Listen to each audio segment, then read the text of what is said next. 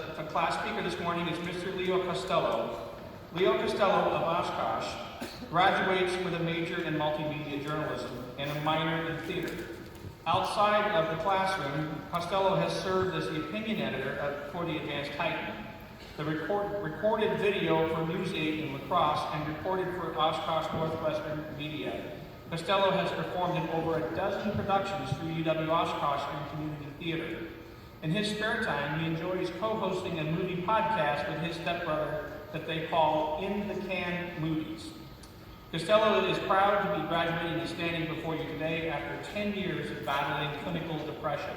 Costello hopes his message will allow others to see they aren't alone and that it's possible to see the light and get out of the cave which might be keeping them from their success. After graduation, Costello plans a career in entertainment journalism in a major metropolitan area.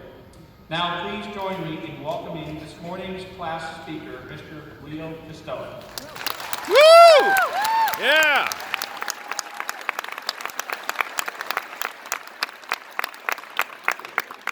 I'd first like to thank Provost Coker for allowing me the opportunity to speak today. Right, where is my speech? Okay. Try to make this not too long for you guys here. Okay. Sorry, I'm a little jittery.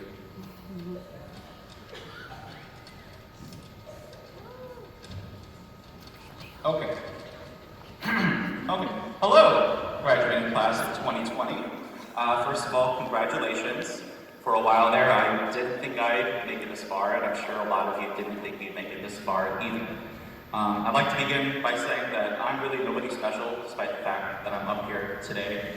In fact, I've always thought these caps and gowns were pretty silly, harkening back to traditions most of us don't know or even care about. So, anyways, as a symbol, so you can see me not as an authority figure, but as a peer, I'm just going to take my cap off. That'll make me feel more comfortable. Students might know me from my headshot in the Advanced Titan, or the student who asks way too many questions in class. Professors, faculty, and staff, though, might recognize me as a student who's been here for 10 years.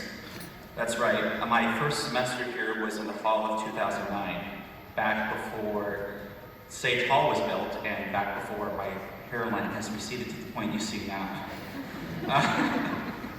I'm not up here today to recite empty platitudes like, "This is your day," or "The future belongs to you," or to read aloud quotes from Dr. Seuss's "Oh, the Places You'll Go."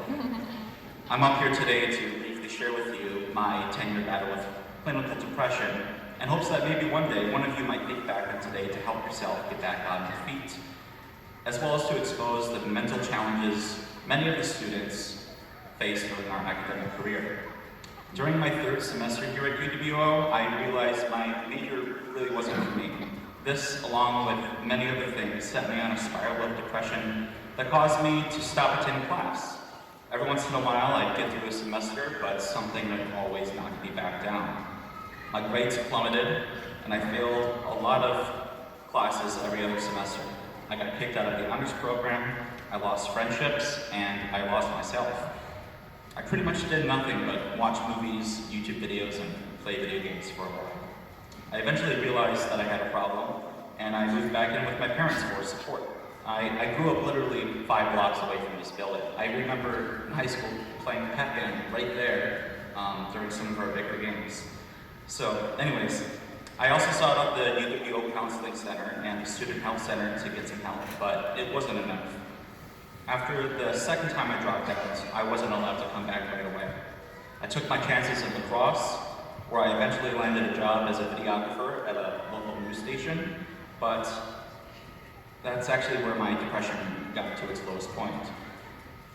I lived by myself, and I only managed to make one friend. She's here today. But I felt completely alone despite that. I didn't think I'd be able to go back to school, to graduate. It wasn't until my mom called me one day to say I should just give up on going to college that I decided, screw it, I'm gonna get my degree. My mom has always been the most supportive person in my life. She's here today. And all it took was a little bit of doubt from her to kick my butt back into gear, essentially. Mom, can you stand up real quick? Can you guys just give her a round of applause?